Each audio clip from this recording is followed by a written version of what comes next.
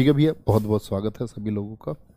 तो मराठा साम्राज्य से हमारे मन में इमेज आती है महाराष्ट्र की, और आनी भी चाहिए। ठीक है।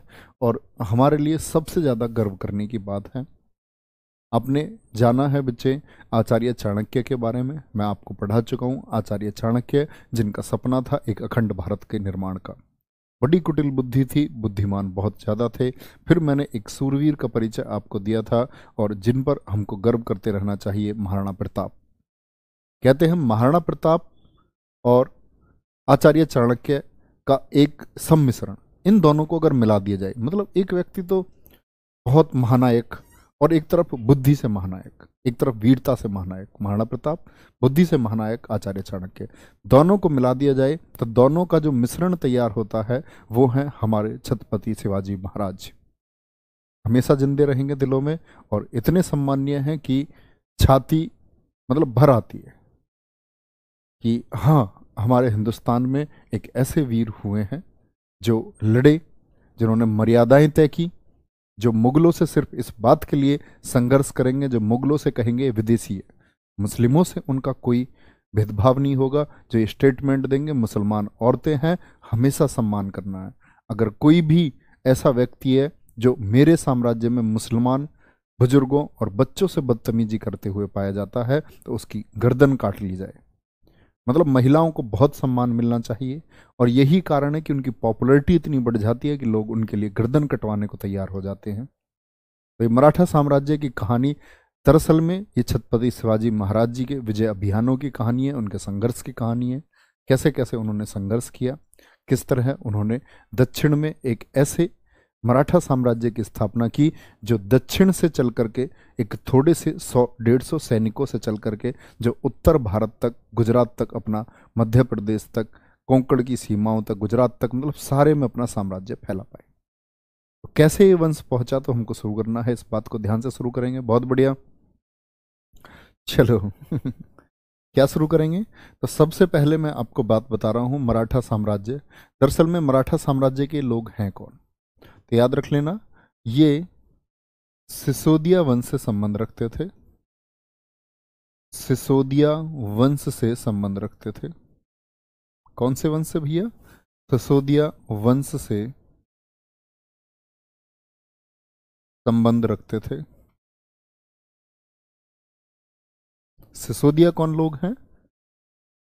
ये सूर्यवंशी राजपूत लोग हैं। तो यानी कि आप कहेंगे जी छत्रपति शिवाजी एक सूर्यवंशी राजपूत थे। ठीक है। तो कहां से संबंध रखते थे? तो अब देखते हैं कि जब अत्याचार हुआ और बहुत सारे रजवाड़े डर की वजह से या भय की वजह से, या कुछ लोग लालच में क्या हो गए थे, मुगलों के साथ में हो गए। आमेर की कहानी भी मैंने आपको बताई, राणा भारमल जैसे लोग और बाकी बहुत सारे रजवाड़े मुगल शासन के अधीन हो गए, उनके पक्ष में हो गए। लेकिन कुछ लोग कहते हैं ना कि कुछ लोग ऐसे होते हैं जो झुकने को तैयार नहीं होते हैं, तो उन्होंने उस जगह को छोड़ना उचित समझा। क्योंकि अकबर जैसे लोगों की नज़र थी राजस्थान पर, तो वहाँ ये सब लोग संघर्ष को तैयार नहीं थे। लेकिन एक स्थिति आई थी उससे भी पहले, मैंने क्या बोला था, मोहम्मद बिन तुगलक के टाइम पे भी यही स्थिति थी। मोहम्मद बिन तुगलक के समय पर दक्षिण में कुछ राजवंश बने थे। कौन कौन से? 1336 में विजयनगर साम्राज्य और 1347 में बहमनी साम्राज्य। दक्षिण में जब बहमनी साम्राज्य की स्थापना हो रही थी, तो उस समय ये वो लोग हैं जिन्होंने आकर के दक्षिण में बहमनी वंश की स्थापना में अपना सहयोग दिया था। तो ये कहते हैं ना, बड़े बूढ़े चल के आए थे। तो राजस्थान से चल करके ये बड़े बूढ़े महाराष्ट्र में पहुंचे, दक्षिण में पहुंचे। वो कौन लोग हैं? सिसोदिया वंश के लोग हैं। और उसमें भी नाम आता है किसका? एक तो सुजान सिंह है और एक है सज्जन सिंह। सुजान सिंह और सज्जन सिंह कौन व्यक्ति थे? सुजान सिंह और सज्जन सिंह। तो सुजान सिंह और सज्जन सिंह आपके आए महाराष्ट्र में, और इन्हीं के वंशज हैं बाद में सुजान सिंह और सज्जन सिंह के वंशज। बहुत बढ़िया, चलो बहुत बढ़िया, वेरी गुड। इतना चुभने लगा हूं कहीं स्कूल ड्रेस तो नहीं हो। हाँ, ये बहुत माहौल चल रहा है कल से भाई। चलो, और देखो कितनी गलत बात है। हम लोगों को एक बात सोचनी चाहिए, स्कूलों में यूनिफॉर्म क्यों लागू की गई थी? कहीं ऐसा ना हो कल को किसी अमीर का बच्चा है रोज कोर्ट में आएगा, और कहीं एक गरीब का बच्चा जो एक कमीज में रोज आ पाएगा, एक जोड़ी कपड़े, दो जोड़ी कपड़े जिसके पास हैं, कहीं एक भेदभाव उत्पन्न ना हो जाए। सारी चीजें बराबर रहें, इसीलिए एक ड्रेस कोड लाया गया, यूनिफॉर्म लाई गई कि भाई सभी बच्चे एक जैसे लगने चाहिए। आज लोग उस पर सवाल उठा रहे हैं, कितनी गलत बात है। अब चीजों को समझें कि ये क्यों है, क्या इसकी आवश्यकता है। बहुत गलत बात है, बड़े दुख की बात है, जो कि नहीं होना चाहिए। चलो, क्या बोलेंगे? सुजान सिंह और आपके सज्जन सिंह, ये सिसोदिया वंश से संबंध रखते थे, ये बात याद रख लेनी है आप लोगों को। इनके ही वंशज हैं आगे मालोजी। क्या बोलोगे? मालोजी। और मालोजी ये कौन है? ये छत्रपति शिवाजी महाराज जी के दादा हैं। शिवाजी, छत्रपति शिवाजी महाराज जी के दादाजी हैं। ठीक है। इनके फिर पुत्र हैं, इनका नाम क्या है? शाहजी भोंसले। कौन है? शाहजी भोंसले। भोंसले परिवार, मराठों से आकर के इनकी रिश्तेदारियां हो गई। इधर सुजान सिंह सज्जन सिंह जी तो परिवार चल गया। शाहजी भोंसले, तो क्या बोलोगे? शाहजी भोंसले कौन है? छत्रपति शिवाजी महाराज के पिताजी हैं।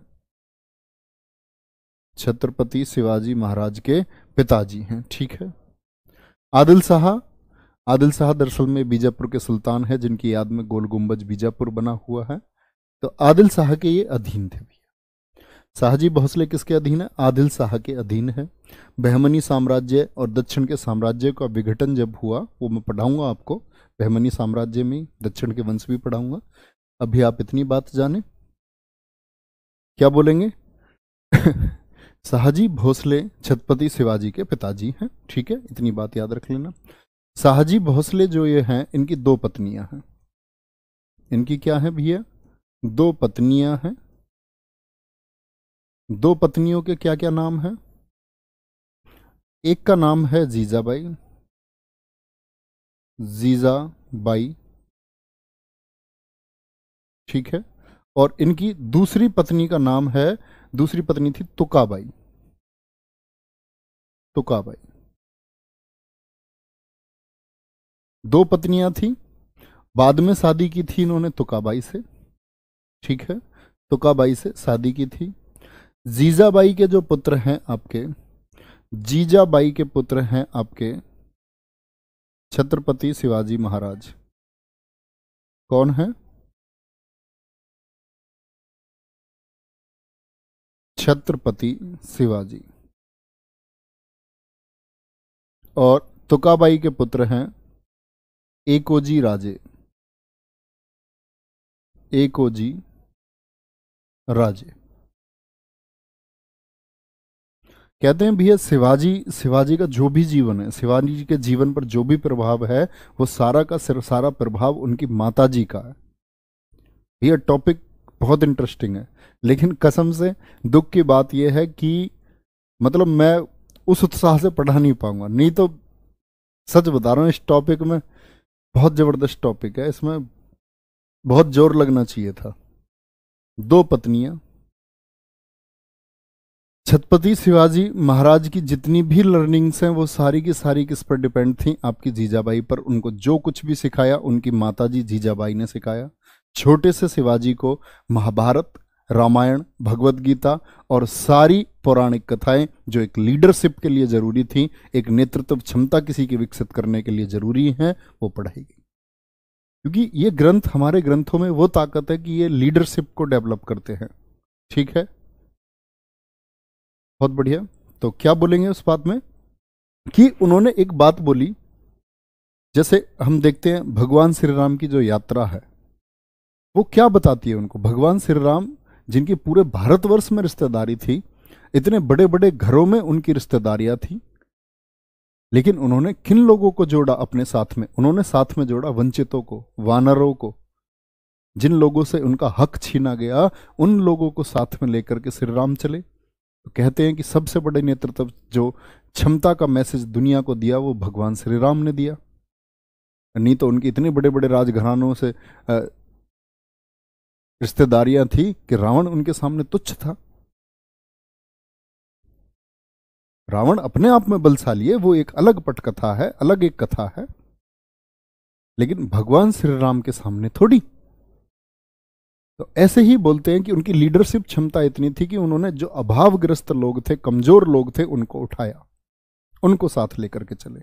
ये शिवाजी ने सीखा अपनी माता से कि जो अभाव में लोग हैं उनका अगर सम्मान करोगे तो वो आपके लिए गर्दन कटा देंगे। ठीक है, तो छत्रपति शिवाजी महाराज की बात कर रहे हैं हम यहां से। छत्रपति शिवाजी महाराज, इनका जन्म जो हुआ है भैया, दो फैक्ट मिलते हैं। 1630 एकदम ठीक नहीं है, जन्म हमेशा 1627 लगाना। पुणे में इनका जन्म हुआ था, शिवनेरी के दुर्ग में, शिवनेरी दुर्ग, शिवनेरी फोर्ट में इनका जन्म हुआ। ठीक है, पिताजी किसके लिए काम कर रहे हैं? वो बीजापुर की सुल्तान के लिए काम कर रहे हैं, आदिल शाह के लिए काम कर रहे हैं। ठीक है, क्या बोलोगे इस बात में? जन्म 1627 में शिवनेरी के दुर्ग में। यहां तक कोई परेशानी? आप देखोगे महाभारत में स्ट्रेटजी है। महाभारत में आप देखते तो महाभारत में लीडरशिप का किससे पता चलता? भगवान श्री कृष्ण से। कि एक कमजोर अर्जुन है, अर्जुन की भावनाएं जिस समय कमजोर हो रही हैं तो उस समय अर्जुन को सहारा देने का काम कौन कर रहा है? तो इसको बोलते हैं बेस्ट लीडरशिप, जो भगवान श्री कृष्ण ने अर्जुन के लिए की। तो वो सब कुछ ये सीखते हुए आगे बढ़े भैया। जन्म 1627 में होता है और बहुत कम समय में अपने अभियानों को करना शुरू कर देंगे। ठीक है, जन्म 1627 शिवनेरी के दुर्ग में हुआ। यहां बात हो गई माता। दूसरी बात है, इनका जन्म तो हमने बोल दिया, अब बात आएगी जब ये छोटे थे तो इनके संरक्षक किनको बनाया गया। आप लोग कई बार गलती कर देते हैं, वो बच्चा समझ लेता है इनके दादाजी हैं, तो इनके संरक्षक हैं कौन? दादोजी। क्यूरेटर बनाया गया दादोजी कौंडदेव को। तो कभी इनको दादा मत समझ लेना, इनके ये इनका नाम है भैया, दादा कौंडदेव जिनको हम बोलते हैं, दादा कौंडदेव। तो ये इनके दादा नहीं है, ये इनके संरक्षक बनाए गए, छोटे से शिवाजी के संरक्षक। ठीक है, दादोजी कौंडदेव बनाए गए। इनके अगर हम बात करते हैं आध्यात्मिक गुरु की, आध्यात्मिक गुरु की बात करते हैं तो इनके आध्यात्मिक गुरु में नाम देते हैं हम किसको? रामदास को। रामदास, जिनको हम बोलते हैं समर्थ गुरु के नाम से, समर्थ गुरु रामदास। क्या बोलोगे? समर्थ गुरु रामदास, इनको उपाधि दी गई है। ठीक है, अब दरअसल में रामदास गुरु कौन थे?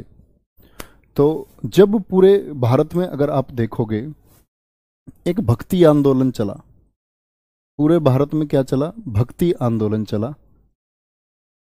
जैसे कि कबीर हुए आपके, है ना, कबीरदास हुए, सूरदास हुए। तो इन लोगों ने लोगों को, ऐसे ही मुस्लिमों में मैंने बताया आपका सूफिज्म, सूफीवाद को, तो इन लोगों को बढ़ावा मिल रहा था। तो उत्तर के इस भक्ति आंदोलन को दक्षिण में जो चलाने वाले लोग थे उनमें ही एक लोग हैं कौन? रामदास। तो देखेंगे भक्ति आंदोलन, अगर मैं बात करता हूं भक्ति आंदोलन को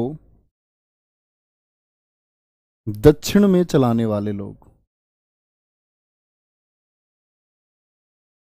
मतलब जो इसको लीड कर रहे थे, चलाने वालों में प्रमुख, एक तो नाम यही हो गए आपके कौन? रामदास, समर्थ गुरु रामदास। एक थे आपके संत तुकाराम।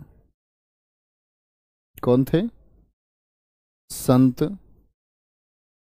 तुकाराम। ठीक है भैया, एक थे आपके एकनाथ, एकनाथ, और एक थे आपका वामन पंडित, वामन पंडित थे। समझेंगे मेरी बात को? क्या मैं बात बता रहा हूं आपको? तो दरअसल में ये वो लोग हैं जिन्होंने भक्ति आंदोलन को दक्षिण में चलाया, और इसी भक्ति आंदोलन से प्रमुख थे, इसी भक्ति आंदोलन से कौन आपके, क्या बोलेंगे, इसी भक्ति आंदोलन से छत्रपति शिवाजी महाराज क्या होते हैं, प्रभावित होते हैं और जुड़ते हैं। जैसे अभी UP triple S C PET हुआ था, जिन बच्चों ने पीईटी दिया, तो वहाँ यहाँ से क्वेश्चन पूछा गया कि छत्रपति शिवाजी के समय पर, गुरु नहीं पूछे हैं उनके, पूछे छत्रपति शिवाजी के समय पर प्रमुख संत कौन थे, प्रमुख संत कौन थे, तो क्या बोलोगे, संत कौन थे। रंजन निषाद हिंदी का क्वेश्चन काय को पूछ रहे भैया हिस्ट्री क्लास में, कितनी बार तो क्लास में बोल चुके इसको। वीर पुरुष को जन्म देने वाली, वीर पिरसु बोलते हैं दोस्त, वीर पिरसु, जैसे माता जीजाबाई है, वीर पिरसु कहलाएंगी है। क्या कहलाएंगी, वीर पिरसु कहलाएंगी।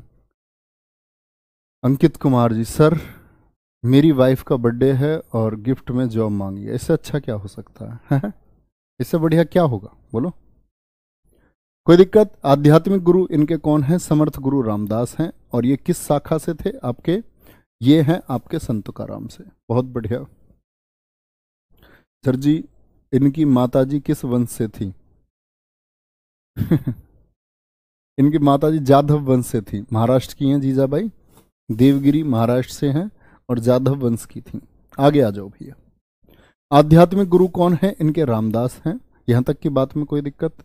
आ जाओ, शिवाजी, छत्रपति शिवाजी महाराज की पत्नियां, छत्रपति शिवाजी महाराज की पत्नियां, इनकी पत्नियों के क्या क्या नाम है, क्योंकि इनकी पत्नियों से ही आपको इनके बच्चों का पता चलेगा जो आगे लीड करेंगे। तो इनकी पत्नी पे जो नाम आते हैं उसमें नंबर 1 नाम आपका आता है साईबाई, क्योंकि सबसे पहले इन्हीं का बेटा गद्दी पर बैठेगा, साईबाई। दूसरा जो इनका पत्नी का नाम है वो है सोयराबाई। अच्छा, आप जानते हो सोयराबाई के बेटे का क्या नाम है, बताओ फटाफट से, सोयराबाई के बेटे का क्या नाम है, कौन बताएगा। तीसरी थी पुतली बाई, गांधी जी से मत रिलेट कर लेना पुतली बाई को, पुतली बाई। यही हैं जो शिवाजी के साथ अंतिम समय तक रहेंगी।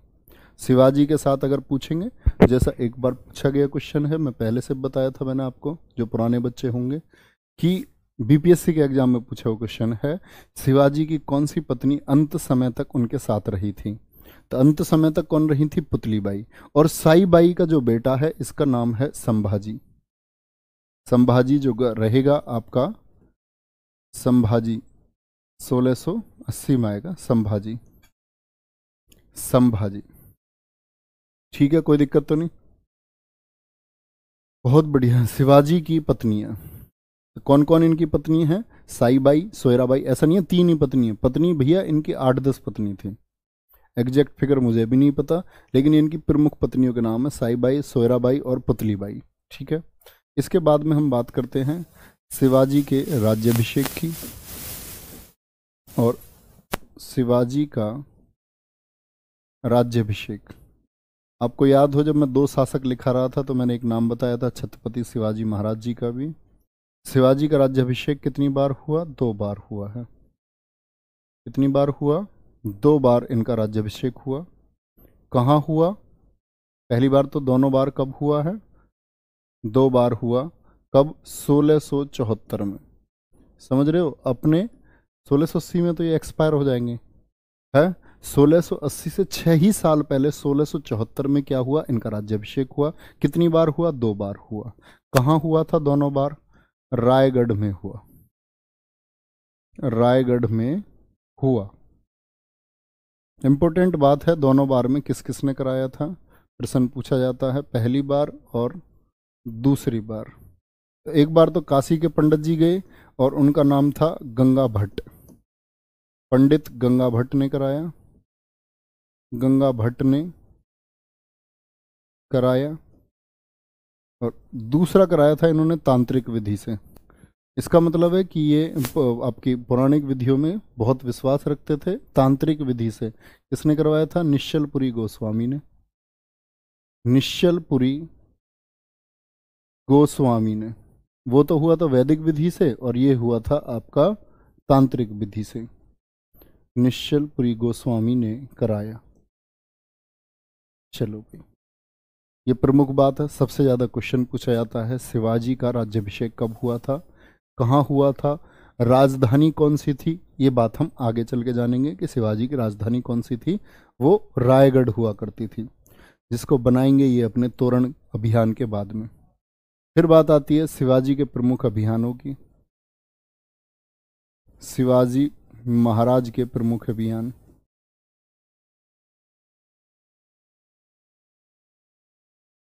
बताओ सबसे पहला किला कौन सा जीता है इन्होंने प्रमुख अभियानों में। छोटे से बच्चे थे जब इन्होंने, बोलो, प्रमुख अभियानों की बात कर लेते हैं। जी सर जी, ये मेरे पूर्वज थे गोस्वामी जी। अरे वाह, बहुत बढ़िया। रायगढ़ तो राजधानी थी, हाँ जी राजधानी थी, बिल्कुल ठीक बोला आपने कृष्णकांत, बहुत बढ़िया। आएंगे भैया शिवाजी जी के प्रमुख अभियानों के बारे में। तो एक याद रख लेना, एक तो आता है रोहिदासपुर का दुर्ग। सबसे पहले अभियान में सबसे पहला, मेरी बात सुनना ध्यान से, मैं क्या कह रहा हूं तब निष्कर्ष पर पहुंचना। सबसे पहले रोहिदेश्वर दुर्ग को इन्होंने जीता था, लेकिन इस रोहिदेश्वर दुर्ग को जीता, लेकिन रोहिदेश्वर दुर्ग ना लिख करके आपसे कभी कभी दे देता है क्या, तोरण किला। तो अभियानों में जो नाम आता है, सबसे पहला नाम आता है 1645, आपको बहुत जगह मिलेगा लिखा हुआ भैया, कभी सही मत मानना। 1646 में तोरण का किला जीता। क्या जीता? तोरण का किला जीता। तोरण का किला जीता नहीं, दरअसल में अधीन कहना ठीक होगा। अधीन किया। कैसे अधीन किया? अधीन किया इनायत खां से मिलकर के। दरअसल में यहां कौन था? इनायत खां था। और ये सारा जो दक्षिण वाला इलाका है, ये बीजापुर के अधीन आता था, कर्नाटक के अधीन आता था। और वहां उस समय प्रमुख व्यक्ति कौन है? आदिल शाह। तो शिवाजी ने आदिल शाह से बोला, मतलब एक दूत भिजवा करके भेजा कि जो तोरण का किला है इसे मेरे कंट्रोल में कर दो, और आपको जितनी हुने, जितने पैसे अब तक का ये सूबेदार दे रहा है, इतने पैसे मैं आपको दूंगा, उससे अधिक दूंगा, मतलब सॉरी। तो आदिल शाह ये सोचने को मजबूर हुआ कि ज्यादा देगा, मतलब एक नया लड़का इस बात को कर रहा है, एकदम से युवा बच्चा। तो वो अपने वहां मंत्रियों से बात करता है, लेकिन मंत्रियों को पहले ही रिश्वत भिजवा दी थी किसने? छत्रपति शिवाजी महाराज ने। इसको कहते हैं छत्रपति शिवाजी महाराज की कूटनीति। पहले से ही अपने अधीन कर लिया।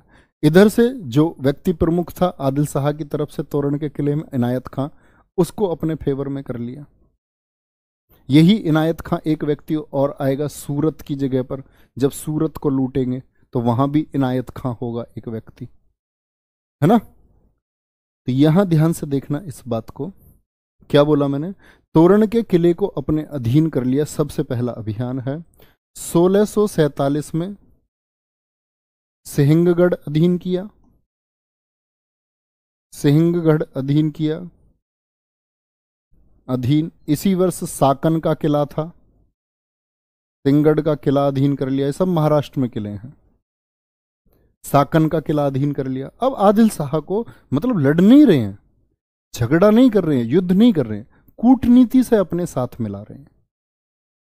दिक्कत तो आदिल शाह को तो तब पता चलता ना, अगर कोई लड़ाई होती, झगड़े होते, विजय अभियान होते। उसको बेचारे को धीरे धीरे एक्सपेंशन करते जा रहे हैं किलों का, और उसको नहीं पता चल रहा है।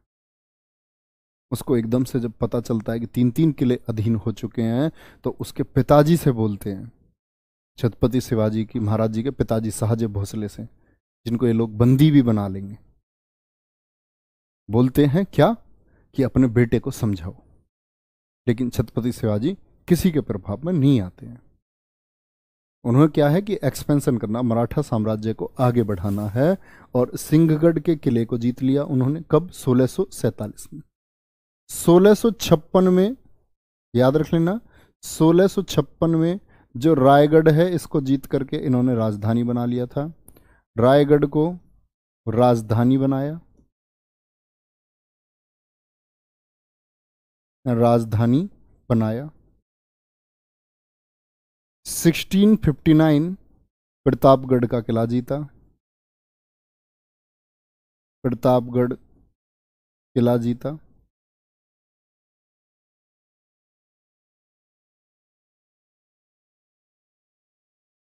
अब यहाँ थोड़ी सी एक एक दो दो लाइन छोड़ के चलना आप लोग, 2 लाइन छोड़ देना, 2-3 लाइन, ठीक है। 1665 यहाँ नोट करना, पुरंदर की संधि, सॉरी पुरंदर की संधि से पहले आप लोग लिख लो एक बार, 1664 सूरत को लूटा। सूरत जो प्रमुख बंदरगाह होगा, सूरत को लूटा। अब मैं आपसे कुछ क्वेश्चन पूछने शुरू करूंगा पुरानी क्लासेस के। सूरत को लूटा 1665 में, पुरंदर की संधि, पुरंदर की संधि क्या हुआ, क्या? चलो कोई बात नहीं। किसको गाली दे रहा था? बच्चे को ही? सुनील यादव को गाली दे रहा? नाम क्या है इसका? इसका नाम है वासु शर्मा। दोनों को लिख लो, देखो इनकी डिटेल्स। इस हद ब्लॉक करो तुरंत वासु शर्मा को। दूसरे बच्चे को माँ की गाली देते हो तुम, है? माँ ने तुम क्यों जन्मे थे? इसलिए कि ये मेरा बेटा कल को एक मेरी उम्र की औरत को गाली देगा। वाह रे देश के भविष्य, वाह गजब। 1665 में पुरंदर की संधि हुई। तुमसे तो मगज मारना बेकार है। मगज कहते हैं ना, मगज मारना भी बेकार है, कुछ कहना ही उचित नहीं है।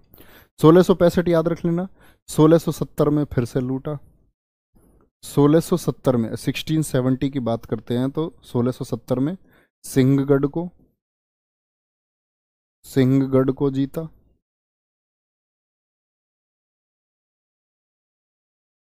ठीक है। और फिर से सूरत को लूटा, 2 बार लूटा है सूरत को। सूरत को लूटा। सर जी अकबर को क्यों नहीं पढ़ाया?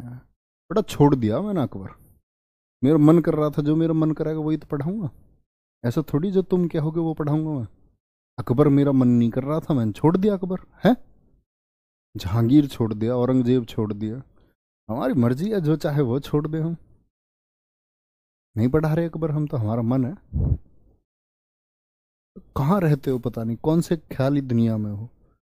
एक जब एक भी चीज नहीं छोड़े, आपको क्लासेस का ही नहीं पता, पता नहीं कहाँ से झांकने आते हो। क्लास होती है नहीं होती।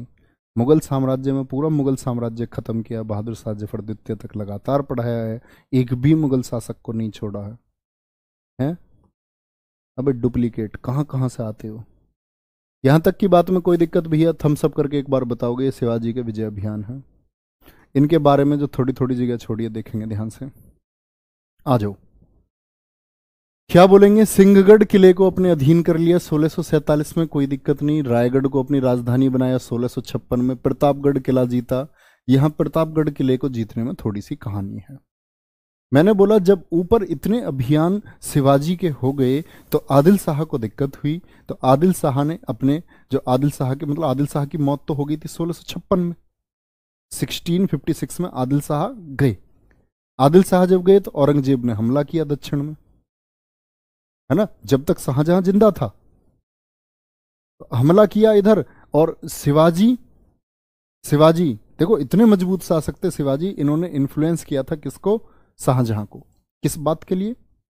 शाहजहां से इन्होंने अपने पिताजी जो बंदी बना रखे थे, आदिल शाह ने शाहजहां से कह करके अपने पिताजी को छुड़वा लिया था। और ये वचन दिया था शाहजहां को कि जब तुम्हें जरूरत होगी दक्षिण में तो हम तुम्हारे लिए मदद करेंगे, लड़ेंगे। औरंगजेब जब 1656 में आया तो शिवाजी उसकी मदद करने के बजाय उन पर झपट्टा मार दिया, लूट लिया उनको बहुत बुरी तरह से, जबरदस्त तरीके से उन पर हमला किया।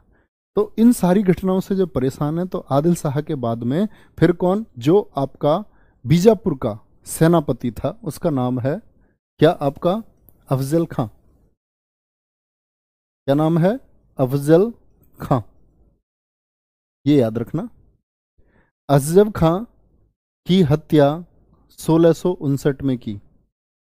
हत्या छत्रपति ने छत्रपति ने 1659 में की। ये कौन व्यक्ति है? ये कौन व्यक्ति है? ये व्यक्ति है दरअसल में जो छत्रपति शिवाजी महाराज से एक संधि करना चाह रहा था, और इस संधि को करने के लिए ये क्या चाल चलता है अफजल खां कि छत्रपति शिवाजी के पास में एक व्यक्ति को भेजता है, और उस व्यक्ति का नाम है किरसनजी भास्कर।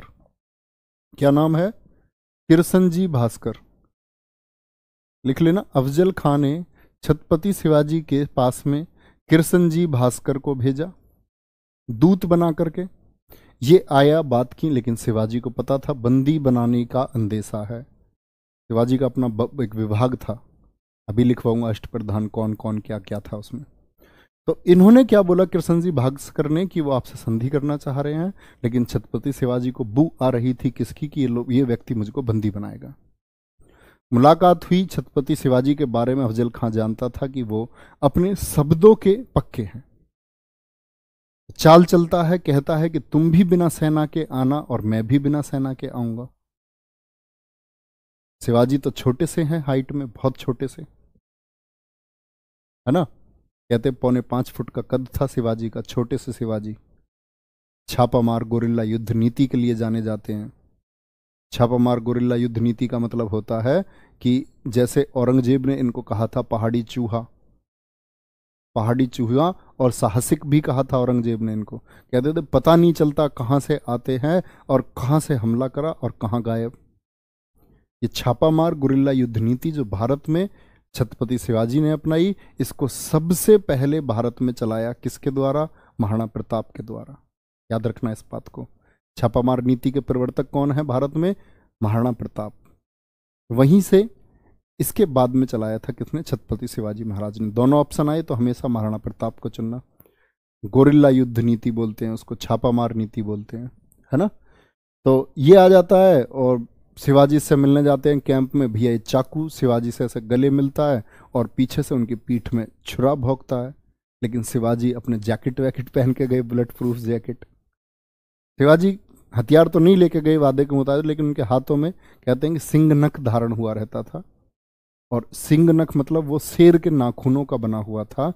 और ऐसे अफजल के पेट में उन्होंने बड़ा करके अफजल की क्या कर ली? इधर से उसकी किडनी निकाल ली। चल भाई तेरी किडनी बाहर निकाल लेता हूं। तो अफजल खां मारा गया बेचारा, और बाहर तो सैनिक तैनात थे ही, वो भी इनको मारना चाहते थे। बहुत तकड़ा आक्रमण हुआ। और कहते हैं ना जब लीडर ही मर जाए, अफजल खां ही मर गया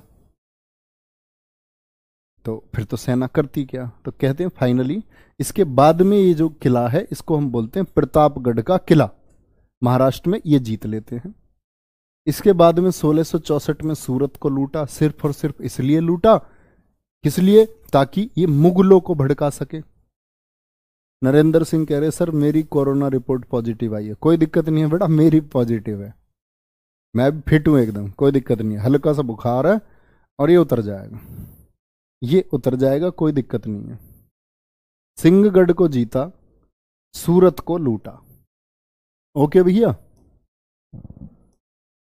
पता जब क्लास में आता हो तो ऐसा लगता है कि कोई दिक्कत नहीं यार, बुखार थोड़ी हो जाएगी, काहे कोई छुट्टी करनी। और क्लास लेके तब पता चलता है 1 घंटे बोलने के बाद मैंने कहा यार तू आराम कर ले 2-4 दिन। फिर मन गवाही देता चल ले ले क्लास, हो जाएगा 1-2 दिन में ठीक, कोई दिक्कत नहीं है। फिर क्लास लेने के बाद मन करता यार छुट्टी क्यों नहीं लेता तू, 2-4 दिन लेट जा जाके। फिर करता मन क्लास ले ले। ये गड़बड़ चल रही है। बहुत सारे बच्चों ने मेरे पास मैसेज करके बोला गुरुजी एक काम करो लौट जाओ 2-4 दिन को, कुछ नहीं जा रहा 2-4 दिन में, अभी कोई परीक्षा थोड़ी आ रही है। मन की भाई चलो सोचेंगे। सूरत को लूटा फिर से 1664 में, ठीक है। फिर से 70 में लूटेंगे। पुरंदर की संधि क्या हुई? तो अफजल खां की हार हो चुकी है, अफजल खां की हार हो चुकी है। और यहां पुरंदर की संधि से पहले की बात बता रहा हूं मैं। औरंगजेब को दिल्ली में खबर मिल चुकी है, औरंगजेब को पता चल चुका है दक्षिण में एक व्यक्ति अपना प्रभाव बढ़ाता जा रहा है, नाम है शिवाजी। तो उसने भेजा शाइस्ता खां को यहां एक बात लिखना, औरंगजेब ने शाइस्ता खां, ये औरंगजेब का मामा है भैया, औरंगजेब ने शाइस्ता खां को दक्षिण का सूबेदार बना करके भेजा। बोला साउथ तेरे जिम्मे है भाई, आवाज नहीं आनी चाहिए कोई भी। ये जो क्या आवाज आ रही है शिवाजी विवाजी, क्यों आ रही है ये आवाजें? हम औरंगजेब हैं, दिल्ली के राजा। औरंगजेब ने शाइस्ता खां को दक्षिण का सूबेदार बनाकर भेजा।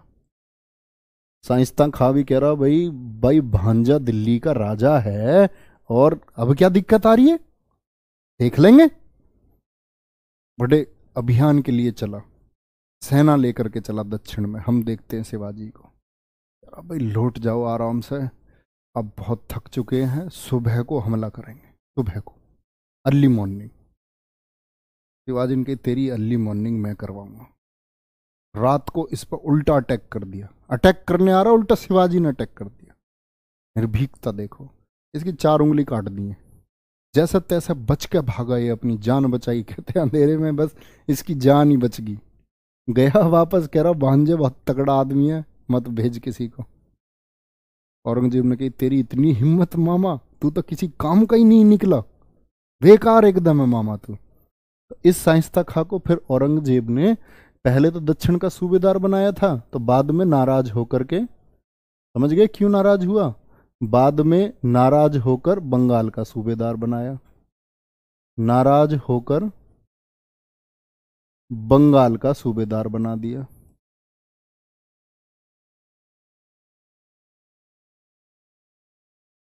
अब आएगा मिर्जा जयसिंह। फिर औरंगजेब को लगा भी कोई और भेजना चाहिए, तो कहने का मतलब है ये पुरंदर की संधि में जो कामयाब हुआ ना, वो कामयाब हुआ आपका कौन, मिर्जा जयसिंह। पुरंदर की संधि किस किस के बीच हुई भैया, ये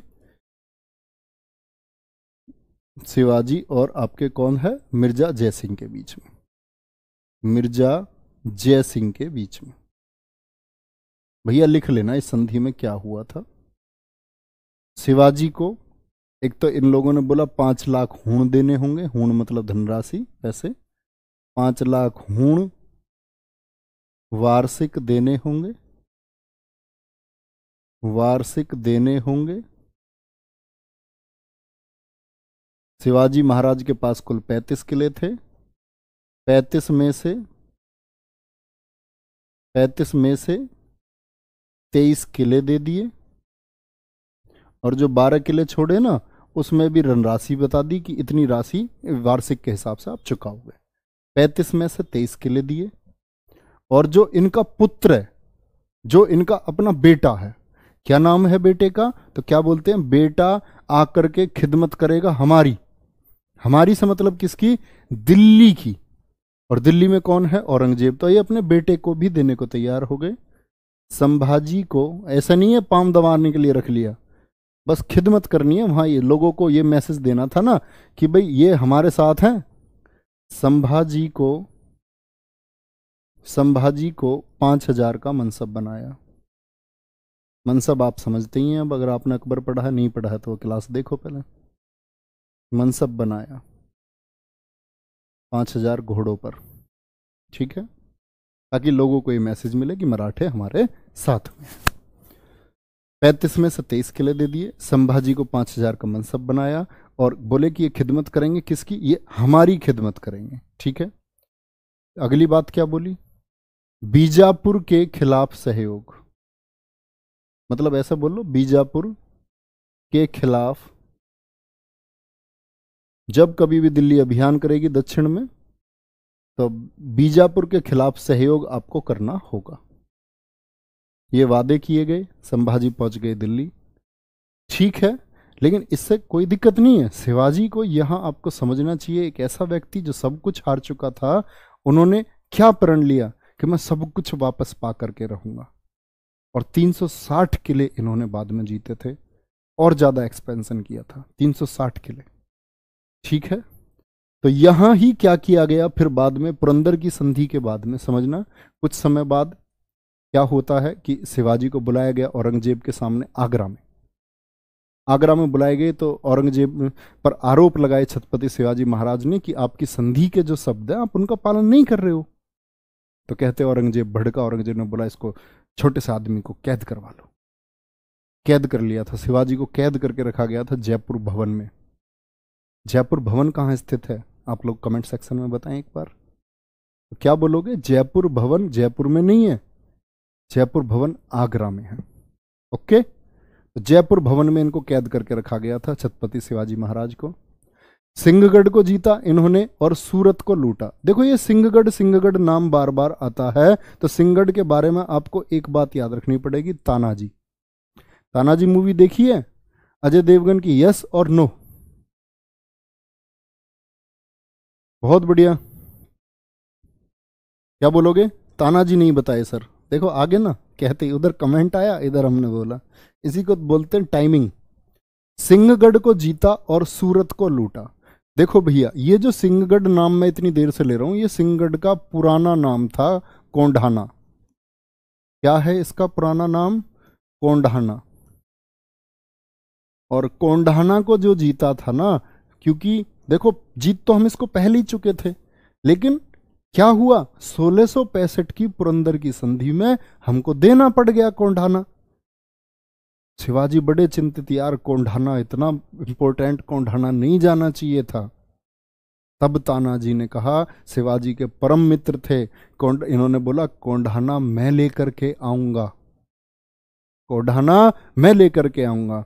और ये तानाजी इनका नाम था, इसी अभियान में है। क्या नाम है? तानाजी मालसुरे। लिख लेना। ये अभियान किसने किया था? अभियान ये किया था आपका भैया तानाजी मालसुरे ने। तानाजी मालसुरे। और इन्हीं के भाई थे कौन? इनके भाई थे सूर्याजी मालसुरे। इनके भाई सूर्याजी मालसुरे। तानाजी में सब कुछ ठीक दिखाया है भैया एकदम मूवी में। कभी सोच रहे हो कि वो बेटे की काजोल कह देती है मेरे बेटे की शादी बाद में होगी, पहले उधर किला फतेह होगा, और ये वास्तविक कथन है, बोला था। क्या बोलोगे? यहां तक कोई दिक्कत? तो तानाजी मालसुरे और इनके भाई सूर्याजी मालसुरे ये अभियान किए थे और सिंहगढ़ को इन्हीं की वजह से इन्होंने जीता था। ठीक है, कोई दिक्कत तो नहीं। लेकिन सिंह और गढ़, सिंह और गढ़, सिंह मतलब शेर, गढ़ मतलब छत, तो इसको क्या बोलते हैं? गढ़ आला पणसिंगेला। गढ़ आला पणसिंगेला। तो शिवाजी ने एक स्टेटमेंट दिया था कि गढ़ तो जीत लिया पर सिंह खो दिया, सिंह खो दिया। क्योंकि इधर से इस कोंढाना के लिए कौन आया था? सैफ अली खान। पेपर में सैफ अली खान नहीं आएगा, वो आया था मूवी में। नाम है उदयबान राठौड़। उदयबान राठौड़। एक तरफ तो देखो राजपूत कैसे हैं जो अपनी अस्मिता और भाव भंगिमा को बचाने के लिए आए दक्षिण में, एक ऐसे हैं जो उन मुगलों का साथ दे रहे हैं जो देश की अस्मिता को लूटने का काम कर रहे थे। जैसे कि इसमें एक आपका है उदयबान राठौड़, सपोला।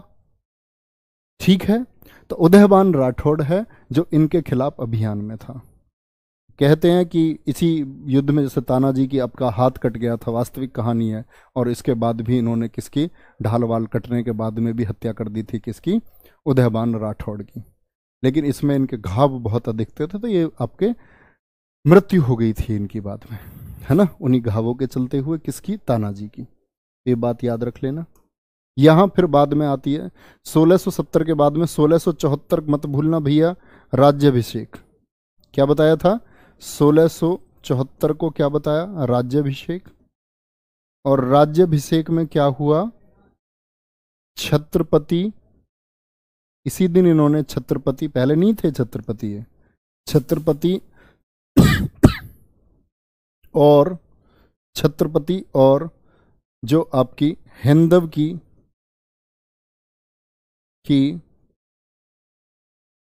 उपाधि धारण की। 1674 को राज्याभिषेक हुआ, छत्रपति और हिंदव की उपाधि इन्होंने धारण की भैया। ठीक है, यहां तक याद रख लेना। शिवाजी को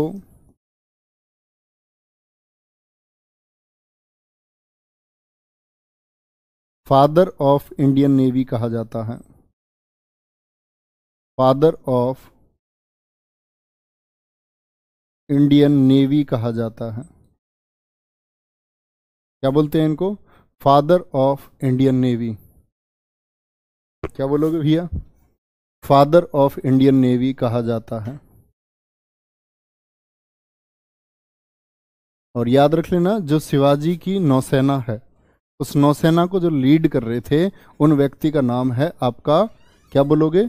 जो इनकी नौसेना को लीड करने वाले हैं, ये हैं दरिया सारंग। दरिया सारंग।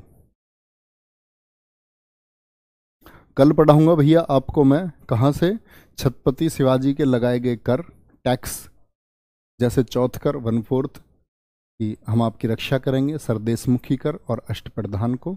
ठीक है, उसके बाद में आगे पढ़ते चलेंगे। बताएंगे भैया जेपी मौर्य, जरूर बताएंगे। सर जी मनसब का मतलब क्या है? बच्चे देखो, सारे बच्चों से मैं रिक्वेस्ट करता हूँ, प्लीज़ आप लोग सारी क्लासेस को ध्यान से देखिए करिए। आप लोग जो ये पीडीएफ पढ़ते हो ना, तुम बेटा अगले साल भी तैयार करोगे, दूसरी साल में भी तैयारी करोगे, अगले तीसरी साल भी तैयारी करते रहोगे। जैसे तुम होशियार बनते हो ना, पीडीएफ देख के पढ़ लेंगे। यही बच्चे कमेंट सेक्शन में यहाँ रोना धोना लगाए रखते हैं, ये क्या है वो क्या है। काश आपने वीडियो देखी होती तो आप मनसब देख रहे होते। और जब आप वीडियो नहीं देखते, आप इतने होशियार हैं कि पीडीएफ पढ़ना चाहते हैं, तो मैं आपको सलाह दूंगा कि आप किसी बुक से पढ़ो, वो ज़्यादा बेहतर है। वो किसी बुक से पढ़ो, क्योंकि एक बुक से कम कंटेंट हमारा होगा, विशेष होगा लेकिन कंटेंट कम होगा। तो पीडीएफ ही पढ़नी है तो किताबों से पढ़ो। काय को कोर्स लेते हो? क्या ही जरूरत पड़ रही है? और कोर्स लेते हो तो बच्चे प्लीज वीडियो देखा करो। कनपट्टी में भी दर्द करवा दिया तुमने मेरी में। चलो, मज़ा आ गया पढ़ के। मज़ा ही आना चाहिए बच्चे पढ़ के। जब तक मज़ा आता रहेगा तब तक एजुकेशन अच्छी चलती रहेगी, है ना। जब तक कोई भी काम अच्छा लगता है तो उसके नतीजे अच्छे होते हैं। ठीक है भैया, बाय बाय, टेक केयर, जय हिंद, जय भारत।